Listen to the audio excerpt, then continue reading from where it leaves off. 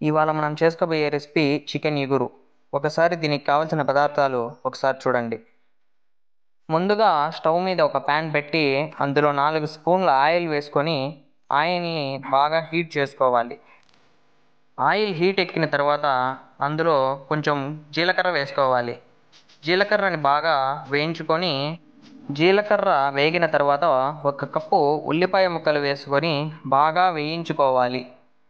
ఉల్లిపాయలు బాగా వేగిన తర్వాత 2 రెమ్మల కరివేపాకు వేసుకొని బాగా వేయించుకోవాలి. కరివేపాకు ఉల్లిపాయ ముక్కలు వేగిన తర్వాత 2 స్పూన్ల అల్లం వెల్లుల్లి పేస్ట్ వేసుకొని బాగా వేయించాలి.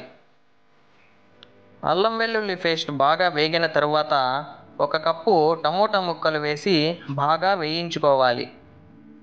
టమాటా ముక్కలు బాగా మగ్గిన తర్వాత రుచికి సరిపడా సాల్ట్ వేసుకొని బాగా కలుపుకోవాలి. తరువాత 2 స్పూన్ల కారం, 2 స్పూన్ల ధనియాల పొడి, 1 స్పూను పసుపు వేసి బాగా కలుపుకోవాలి.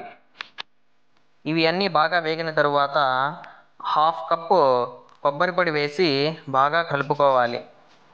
తరువాత ముందుగా శుభ్రం చేసి పెట్టుకున్న చికెన్ ముక్కలు వేసి ఒకసారి బాగా కలుపుకొని మూత పెట్టుకోవాలి.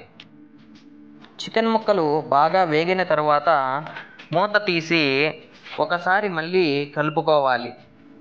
చికెన్ ముక్కలు కొంచెం ఉడికిన తర్వాత నీళ్లు వేసి మళ్ళీ ఒకసారి అంతా కలిసేట్టుగా ఒకసారి కలుపుకోవాలి. తరువాత చింతపండు రసం వేసుకోవాలి. తరువాత గరం మసాలా 2 స్పూన్లు,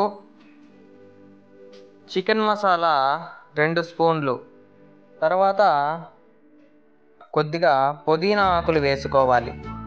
ఇవి అన్నీ వేసి ఒకసారి బాగా కలుపుకోవాలి.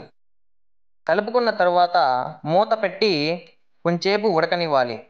తరువాత మూత తీసి చికెన్ బాగా ఉడికిపోయిన తరువాత పైన కొద్దిగా కొత్తిమీర ఆకులు చల్లుకొని ఒక సర్వింగ్ బౌల్లోకి తీసుకుంటే మనం తయారు చేసుకున్న చికెన్ ఇగురు రెడీ.